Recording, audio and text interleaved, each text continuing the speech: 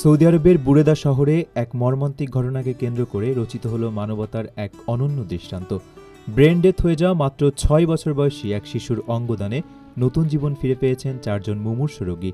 চরম শোকের মুহূর্তেও শিশুটির পরিবারের নেওয়া এই সাহসী ও মানবিক সিদ্ধান্তের কারণে যে ৪ জন মানুষের জীবন রক্ষা পেয়েছে তাদের মধ্যে দুজনই আবার শিশু। Saudi centre for organ transplantation এবং বুরেদার ম্যাটার্নিটি অ্যান্ড চিলড্রেন্স হাসপাতালের একটি বিশেষজ্ঞ দল সমন্বয়ের মাধ্যমে এই জটিল চিকিৎসা প্রক্রিয়াটি সম্পন্ন করে।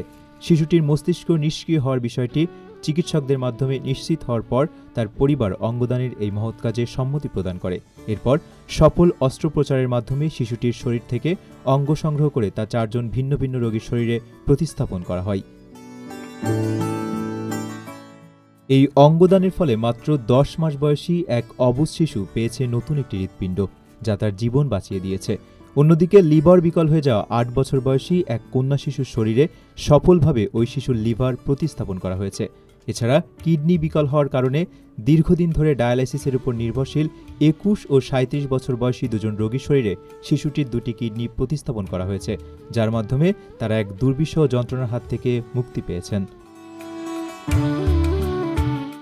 প্রবাসীর সিটিতে চলছে বহুল আলোচিত ফ্রি ফ্ল্যাট অফার, অর্থাৎ আপনি যে টাকা দিয়ে এখন ফ্ল্যাট কিনবেন ৫ বছর পর সেই সম্পূর্ণ টাকা ফেরত পাবেন, আর সেই সাথে পাচ্ছেন একটি ফ্ল্যাট একদম ফ্রি।